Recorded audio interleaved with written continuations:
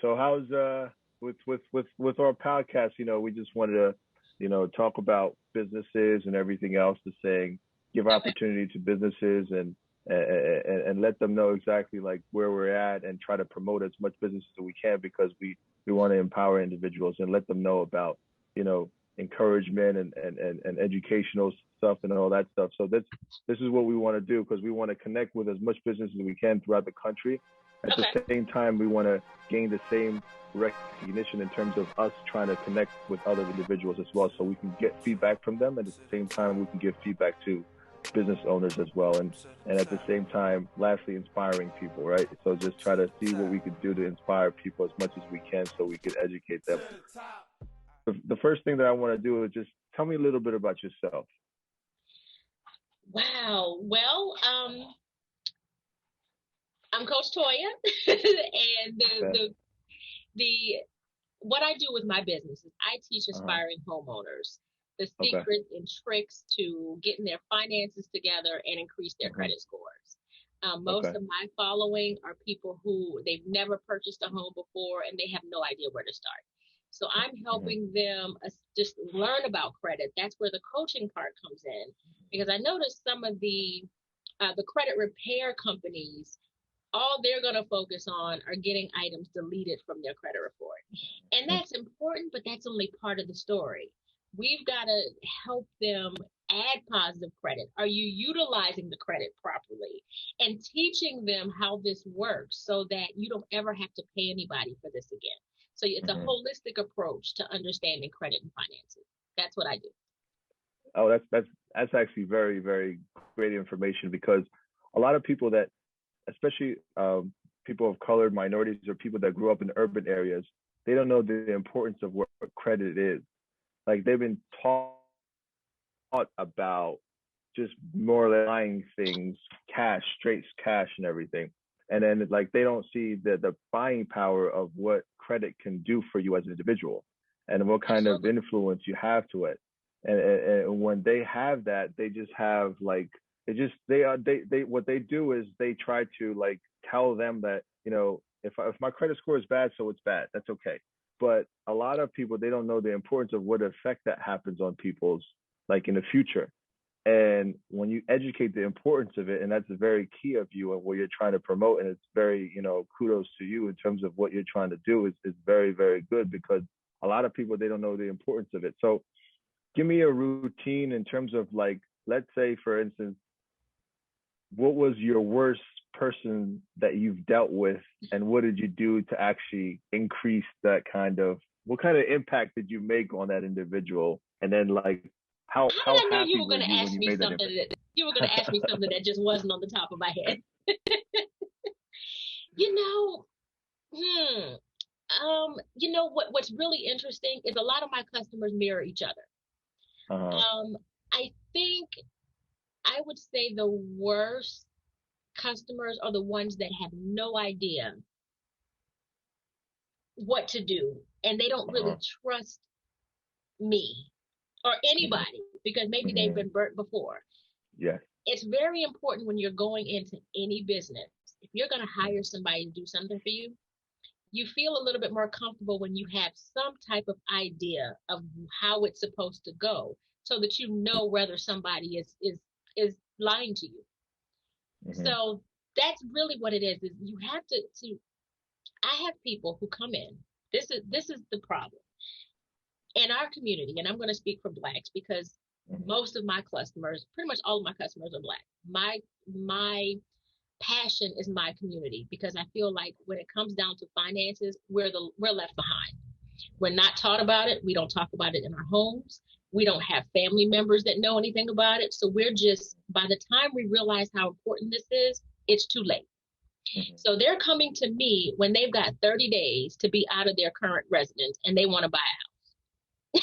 And I'm going, whoa, whoa, whoa. I don't work miracles. That's not how Yes. this works. Yes. Let's talk about what you have. Do you have any credit? Well, no, I don't want to do that. I don't want a credit card.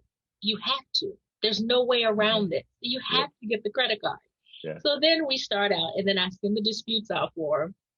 And then the disputes come back in 30 days, and maybe we've got everything deleted. Maybe we didn't, But This is the first step. And then they're like, well, my score didn't move. Did you get the credit Uh-huh. card? Well, no, I told you you had to get the credit card. So now you've restarted your clock. Yeah. You're 30 days behind now because it Uh-huh. takes 30 days for that Yes. credit card to post.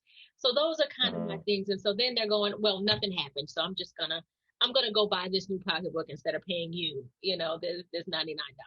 So and it's I a boom. and I think it's just the mindset is just more or less about changing individuals' mindset, right? So Right. and primarily because our focus primarily is like in urban areas too, the less unfortunate individuals that've been through that situation, because their mindset is just more or less about that's okay, and it's just like they're saying so if it happens, if it doesn't happen then that's so be it.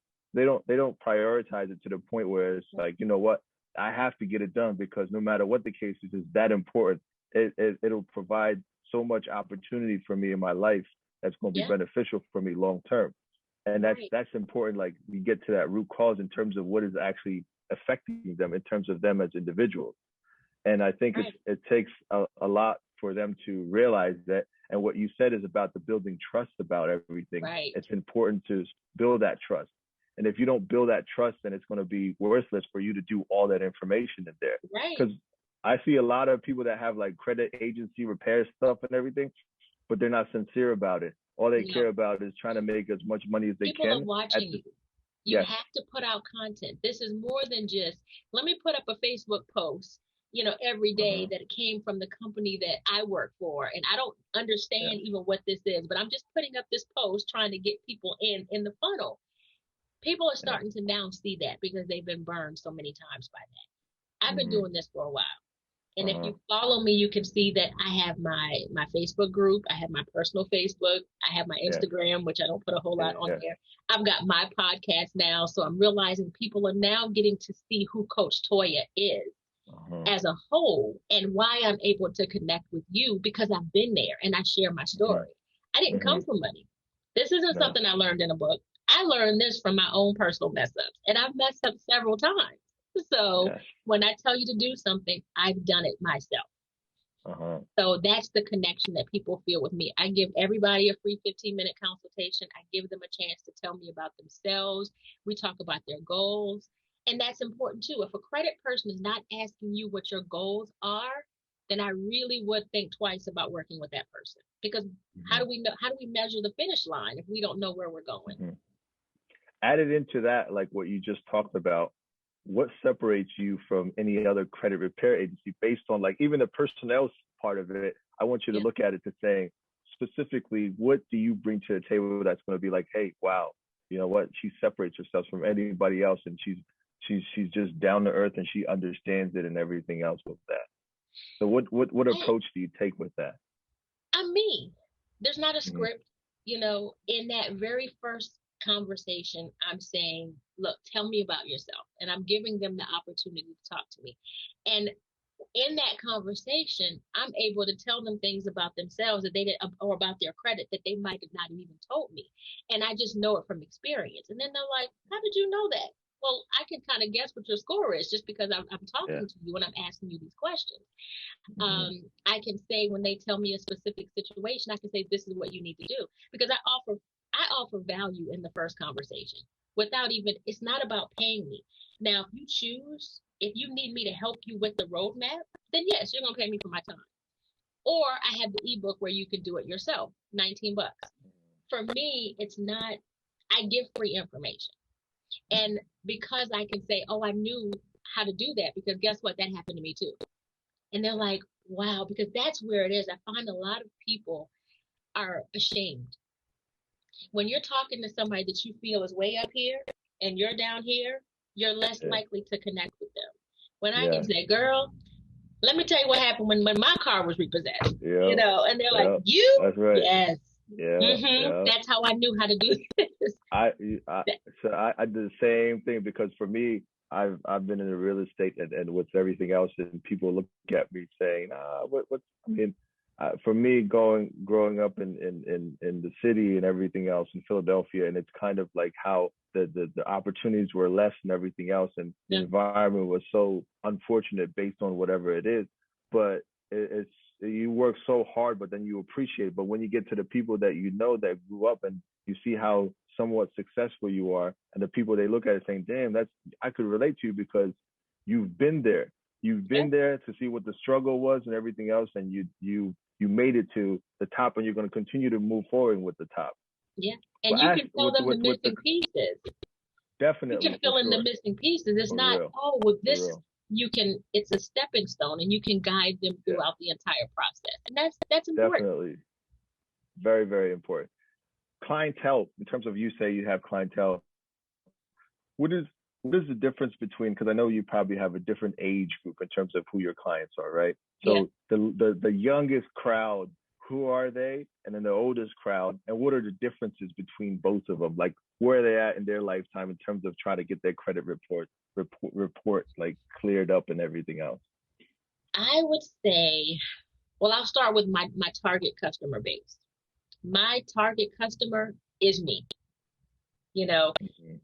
she is that Mm-hmm. single mom, that Yeah, single Black mom. She has yeah. probably about two kids.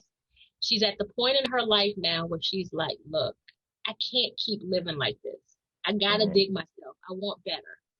And Yeah. she's now working on self-improvement. She's like, I'm gonna get a backyard for my kids. I'm tired of Mm-hmm. paying all this rent. I gotta show my kids better. That's my person. That's who follows me. Now, as far as Mm-hmm. the people who trickle in, like today I was at the barber shop and I had this guy who was 21 asking me questions about his credit and going, wow, he Yeah, didn't want to buy a house, but he just knew yeah, that he needed better. I think he needed a car or something. yeah. That's probably what his issue was. But just wanting Mm-hmm. to know better. So I'm Mm-hmm. talking to this 21-year-old who's Mm-hmm. completely clueless about what he's supposed to be Yeah, doing and trying to get him on the right track. yeah, And then I've had yeah, grandmas, in yeah. their 50s that are saying, look, I've raised my children and I'm raising my grandchildren and Yeah. I just need to do better. I think I can own a house. I think so. I don't know how, but I want to talk about it. Yeah, So yeah. it's across the spectrum, but for the most part, my avatar is me.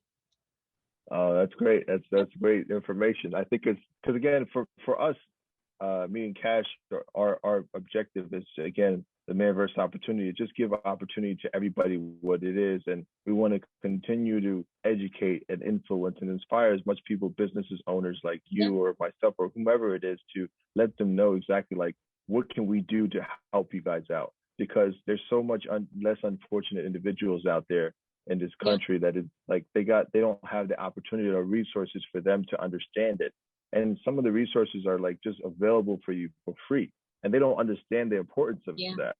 Again, it's coming back to the root cause and the mindsets and everything else. With that being said, like what kind of uh, inspirational kind of words would you like to tell individuals in order for them to be like, you know what, you can do it. You can be the person that could be successful or have a real estate, have a property or whatever the case. If you want to get like two or three or four or whatever the case is that you want to succeed in, because it can be done if you actually put your hard work into it. You can. Wow, that's a tough question. I would say just dream big. I don't think we dream anymore. I remember when I was a little girl, I used to I talked all the time. My grandfather always told me I Yeah, talk too much. yeah, And even my teachers, they would say Toya is a great student. She just talks too yeah, much. And I yeah. wanted to be a talk show host. And I remember Mm-hmm. people looking at me like this little Black girl from Georgetown, South Carolina, who whatever, and they started crushing my dream from a small age. And then I went to college and I started working at Channel 5 and I realized I'm I'm I'm volunteering in the newsroom for free just so I can be Mm-hmm. around these people trying to figure out how to get my own talk show. Uh-huh. Nobody was telling me how to get my own talk show. And I Yeah, eventually kind of the dream fell off, because I didn't know how to get there. There was nobody helping me with the steps. And then later on, now I'm 40, launching my podcast. And it's amazing how life kind of comes full circle because now I've got something to talk about. yeah. So I would just tell people to get started. Mm-hmm. The information is out there, and I understand that you have to have, like, for instance, if I wanted to go out there and invest and become this big investment guru. There are a whole lot of books out there. There's YouTube videos. But from what I'm understanding, nobody can teach you how to be an investor. You just have to get started. You got to go in. And so I understand that sometimes it's difficult, but you got to set your sights on something and you got to dream for something. If not, life is just passing you by. What do you have to lose? And I think you're absolutely right with that, because I'm coming back to the environment and urban environment. It's more or less people don't dream big. What they do is they're so caught up to that little block that they're from and the corners and who they see in the environment and everything. What they do is they say, you know what, this is my life and this is what I'm going to do. And then they get influenced by other people in the wrong crowd and everything. And they think that's the wrong situation. And then they just move forward with it. And then like at that time, once they get in trouble, they know that their mindset is saying, you know what, I'm already a lost cause. So no matter what, everything I do is going to be lost cause no matter what the situation is. So then therefore I'm going to continue doing what I'm doing because I got nothing to lose. And then like if you give opportunity to people and let them know, like, look, people can turn it around. People could do a complete 180 no matter what. But you got to be consistent with that. And that message is very, very important, and it's key for that. So and credit is flexible. Credit is it's up and down. It's so cyclical. I mean, and I tell people, like, I sometimes I've had clients who come to me and they have nothing. They had maybe one credit card years, 6 or 7 years ago, and they've done nothing with their credit since then. And they think, well, my score, this is a lost cause. My score is like the 400s. And I'm like, you are the perfect candidate. Do you know what will happen if we just get you a credit card? Your score is going to skyrocket faster than mine because I've got stuff on there. They don't. So give me the sorry to interrupt, but give me the lowest end of a credit score and then the highest end of a credit score. What is the lowest credit score that you can score, and what is the highest credit score that you can score based on the actual? That's a good question. We're gonna have to Google the lowest. I think the lowest is 4 something. I don't know the exact, but the highest is 850. But it also depends on what model you're looking at as well. So different models have different variations. So my goal is to get people to 620. That's my sweet spot. Anything above that, like I had a consultation last night where this woman was telling me that she wanted a 750, and I had to tell her, you're not my client. I don't specialize in that. The things you have to do to get to that 750, 800 is perfection, and that's not what I strive for. Because in that space, it's hard for your score to move.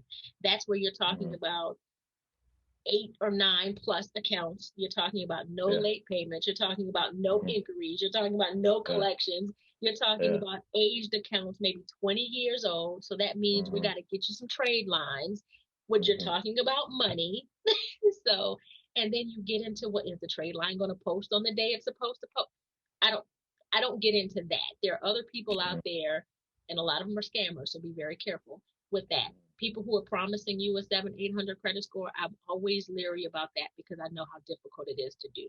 And it's expensive if you're not going to do it organically. And I also tell people there's nothing that you can't do at a 620 that you have to that there's nothing you have to have an 800 that you can't do at a 620. That's the sweet spot to get to. And you can pretty much do almost anything. Okay.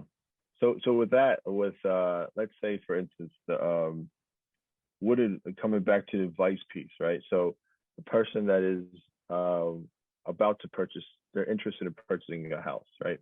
And their credit score is about like a 500, and they have no credit cards or anything else besides getting a credit card. Is there anything else that you're supposed to have besides that?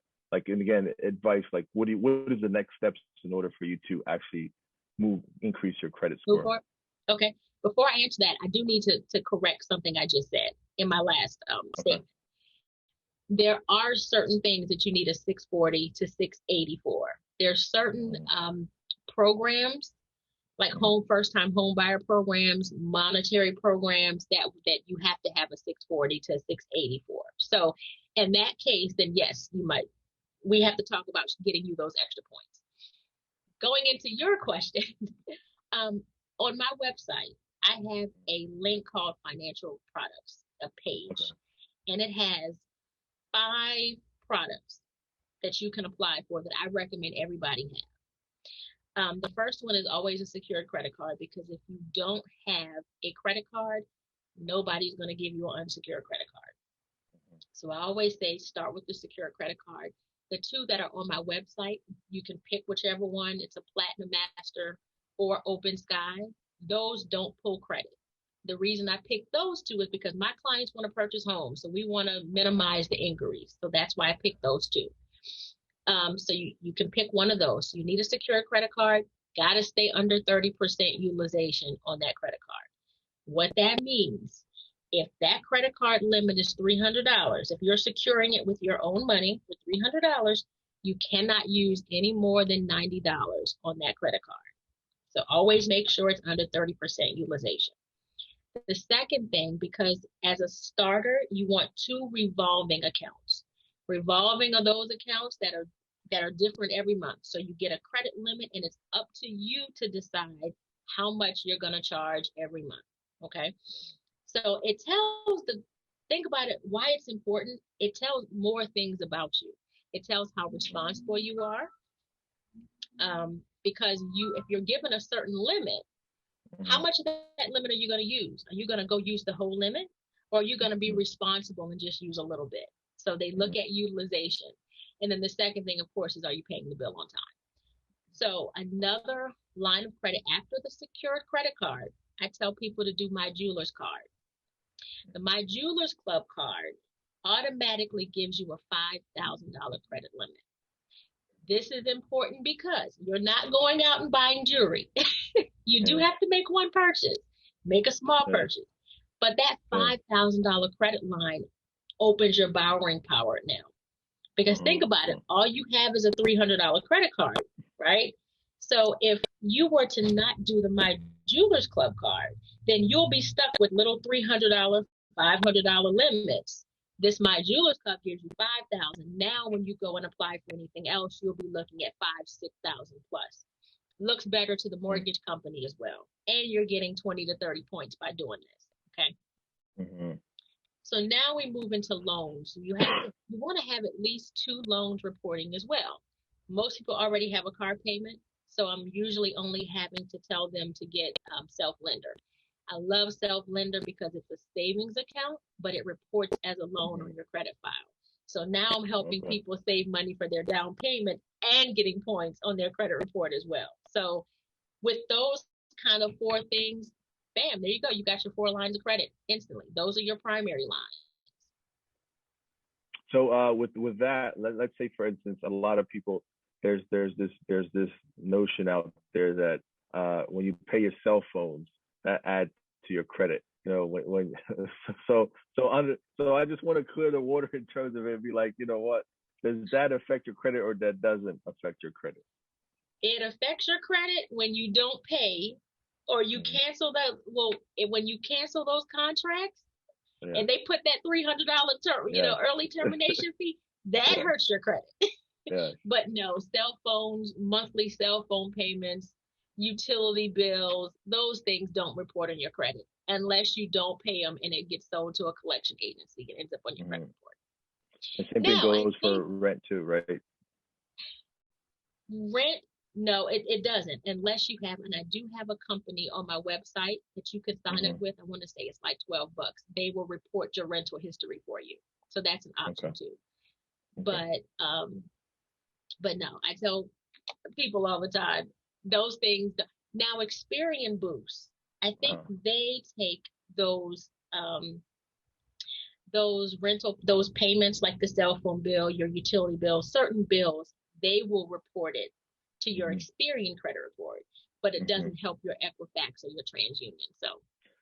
So with that, I mean, I think because I've heard some other places where there's programs out there where if you're interested in purchasing a house, right, and they have Experian Boost or something like to that effect, where they use a formula where they actually boost up your credit score for a certain amount of money and tell you that they predict basically if you pay this off at this time, this is what. Can you tell me a little bit about that? Oh my gosh, what is it called? I cannot remember the name of it off the top of my head, but a lot of mortgage companies Mm-hmm. have this program that you pay for, and Mm-hmm. sometimes they charge you for it. Some mortgage companies will add that into the fee. Some of them Yeah. won't. But what they'll do is they'll tell you, this is your, why can't I remember what it's called? But it'll tell you that pay this off, Yeah. maybe add this particular thing, and this will be what your score will be. The only thing is, most of the time it's telling you to pay debts off.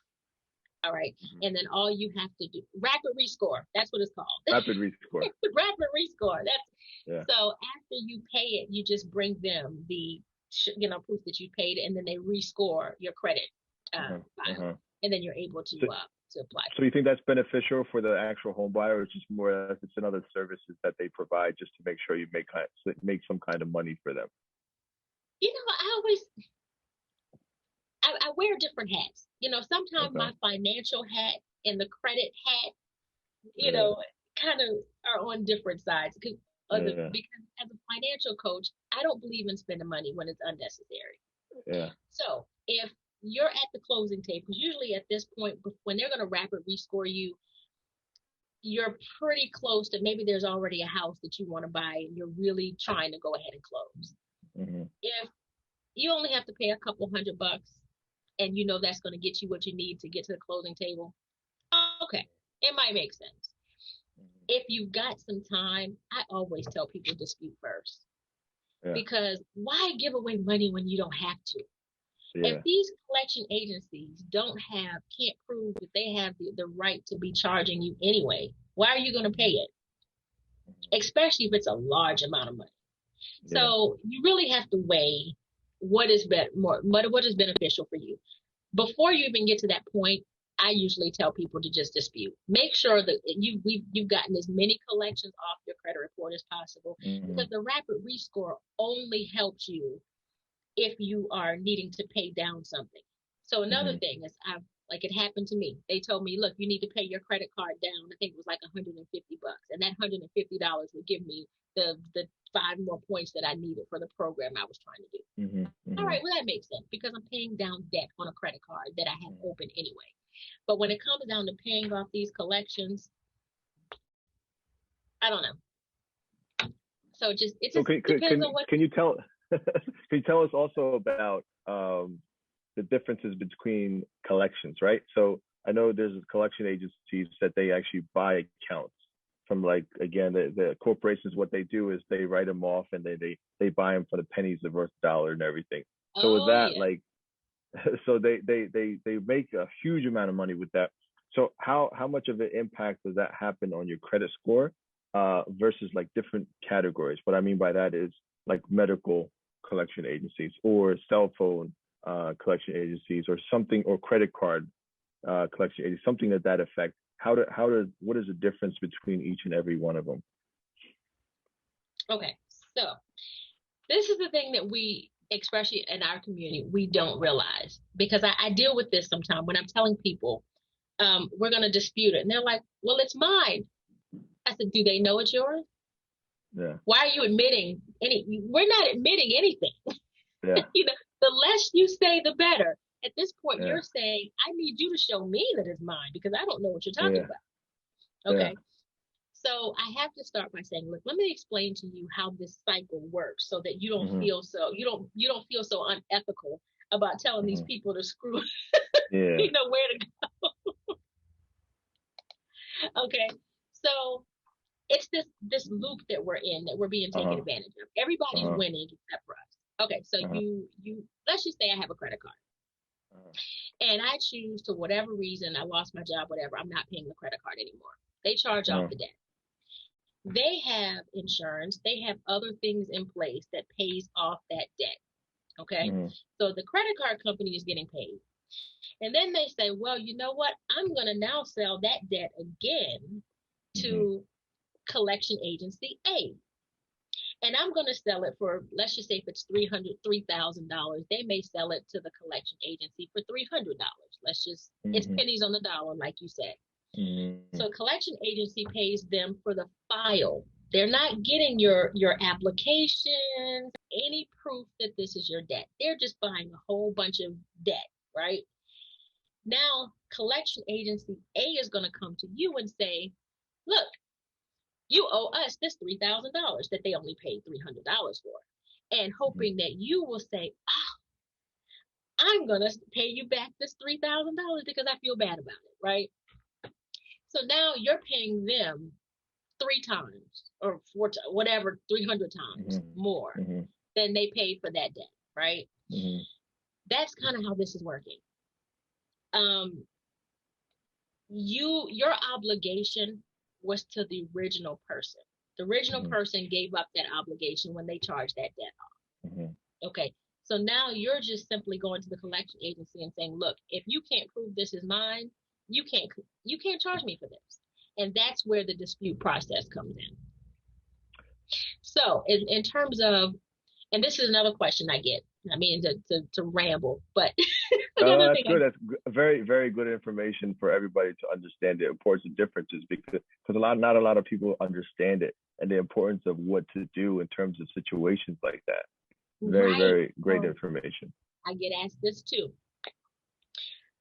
I've been told, Coach Toya, that they're not allowed to charge me for medical, debt. No medical collections can be on my credit report. Little sticky, because here's the deal. Yes, they can sell the debt. Okay, the medical collection can technically be on your credit report. The tricky part, though, is when you ask the collection agency for validation of that debt, they can't send it to you. They're not supposed to have it because of the HIPAA laws. So if they turn around and send you like personal information, that's a lawsuit. So yes, you want them to do that so that you can get money, but they hardly ever do that. They just go ahead and delete it. So that's why it's easier to get medical collections off, because it's that fine line with the HIPAA laws with that. So they can report it, but they better not validate it if you ask. As like I said, it's very interesting and very valid information for a lot of people. Like I said, a lot of people don't understand the importance of it and what it is, because corporations are taking advantage of people, saying statistically, out of let's say if they buy about let's say 500 accounts, out of 500 accounts, if they accomplish 2 or 3 or 5 accounts versus the 500, that's a success for them, because just imagine they're actually making money from it, because they're buying it pennies for the dollar, and then when they're buying it, they're making a huge amount of money for it. Like they're saying statistically after a certain amount of time that they're going to be making that money on that. So absolutely, it's everybody's very making money. So, so I tell people all the time, so why are you getting ethical now when they're taking advantage of you? Look, you're playing the game. The same way other cultures have been filing bankruptcy and walking away from their debt, same thing. Yep, all the time. So with one last question I wanted to ask you, in terms of finances and everything else, like finances. Let's say if an individual is interested in investing, and they have about, in the beginning stages, a lot of people, they only have about like $5,000 to $10,000 that they have. What advice would you give them if they have that? Yes. Let's do on the low end 1,000. So let's say a person has 1,000. Most of my customers are struck. That's where they are. Yeah. So let's say 1,000. Yeah. Let's take that back. So 1,000. What advice would you give people to say where should they invest that 1,000? That really depends on what they want to do, and it's very difficult to give blanket advice to people, because I'm sure if that's the only $1,000 you have, I wouldn't suggest you invest in it anyway. You need to get used to having money on hand, because you never know what's going to happen. That's number one. When it comes down to, like I said, it all depends on what it is you want to do, because I think it takes more than that if you're going to own a property, because as a landlord, my septic tank went out the other day. The pump went out. $2,800. You have to be prepared for stuff like that. So I'd say that's a stepping stone. You can't just walk out with $1,000 and say, look, I'm ready to make money with this $1,000. I mean, maybe if you want, because I know real estate right now is pretty is doing really well. I would say if you Yeah. have an extra $1,000, maybe look into some of those real estate investment funds that you can Mhm. start making money off that way, and you can start out small, maybe looking into some of Mhm. those more secure type investments if you want to just get your Mhm. feet wet with investing. Mhm. But if you've got credit though, and Yeah. you can use like you can use somebody else's, like maybe if you've got equity in a home and you can go get maybe a Mhm. hard money loan and then show them, look, Mhm. I've got the equity here, I can pay it off, but I need you to back me because this Yeah. is my project. There's some creative Yeah. things you can do. So Yeah. it's just about how where you are, and you have to Mhm. be honest about where you are. My clients are Mhm. in the beginning, so we don't even Mhm. have the investment conversation yet. We're trying to get Yeah. you in your first home. Yeah. If I had it to do all over again, though, what I would do is instead of buying a single family home, and live there, I Multi-family. probably would have Yeah. looked into a quadplex. And that's what I would tell people. And that's what I tell my kids that they would need to do, because you can Yep. still get the first time home buyer program. You get the same interest rates as if it was your single family home. And now you've got three other people living in there paying your rent. Definitely. I think That's it's an exactly awesome deal. what I did. My first house that Right. I did, most I've had FHA Yeah. loan. I put 3.5%, Yeah. and now 4 units was the max, and that's it. So it's a very And take the equity smart out of there, and decision then on you can that. move Yes. it into something else. Yep. Yeah. And get started that way. So we're just about to close up because there's minutes on that. So Okay. we'd like to thank you very much for joining us in this podcast. Yeah. For us, Man vs. Opportunity podcasters, we just wanted to like educate people and so understand, like get to the businesses and try to understand like what their knowledge and try to get information from other business owners to tell them exactly what it is. So, we thank you, Latoya, for all your information or your knowledge that it actually, portrayed with everything. It was very helpful and it will help out a lot of people with the stuff Yep. that you actually explained. So we appreciate. Can you explain, like, again, your business, if you have any other information that you want to say, your website or Instagram and all that stuff? Yes. Well, easy because I don't remember Instagram and all that stuff. So my my Okay. website is coachtoya.com. Okay. Okay. So you can find links to Instagram, my YouTube, which is where my podcast streams, Uh-huh. YouTube, my Facebook group. You can find all of that through coachtoya.com. Also, I wanted to show my book. I do have an ebook, and you can find Okay. that on my website as Okay. well. I've Okay. written the ebook because here's the deal. When I first started, if you were to see my collection, I've got all these credit books. Yeah. Me having a college degree, it was hard to understand. Uh-huh. I wanted to have a step-by-step coaching program. How do you get started fixing your credit?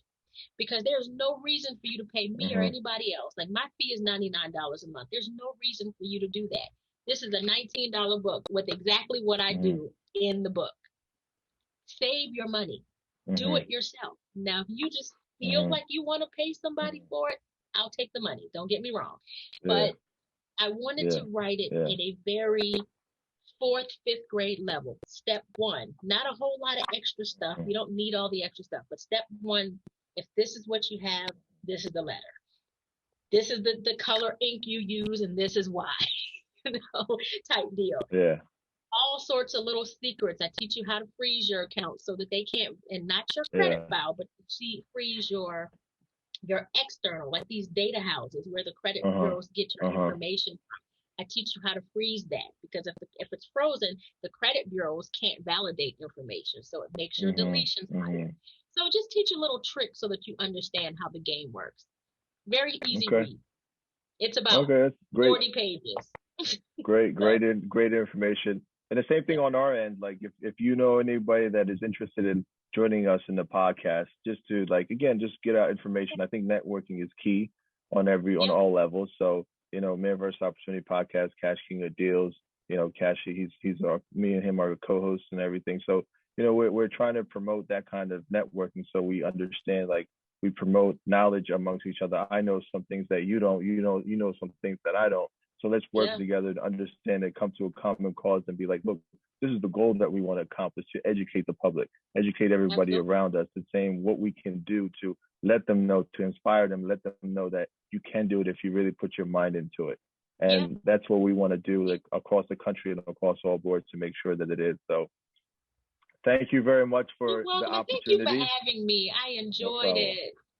Thank you. It was great information. So maybe next time we'll have another episode of that podcast. So again, we thank you again, Latoya, for all your knowledge and expertise, and we'll probably get to you later. We always say after every segment, we always say to the top, like me and Kasim, me and Cash, we always say to the top, and like that's our phrase. We're heading to the top. So All right. any kind of videos that we do, so we're just gonna say it to the top. So if you could do me a favor and say, "Man versus opportunity, we're going to the top," I appreciate it. Say that one more. What'd you say? If you could say, "Man versus opportunity is going to the top," I really appreciate it. Not really appreciate it, but just say, "Man versus opportunity is going to the top." That's it. Man first opportunity going to the top. That's Is that right. right? That's it. That's my black white girl. I'm sorry. That's the thing that we're trying to do. Like but after every segment, we'll just say, "Hey, we're going to the top." Like We're going anything to the else, top. just like I encouragement. like that. We're going to the top. I can say We're going that. to the top. Yeah.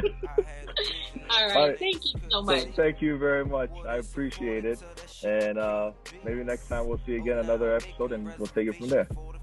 All right. Sounds good. Have a good night. Thank you. You too. Bye-bye. To the top. Yeah.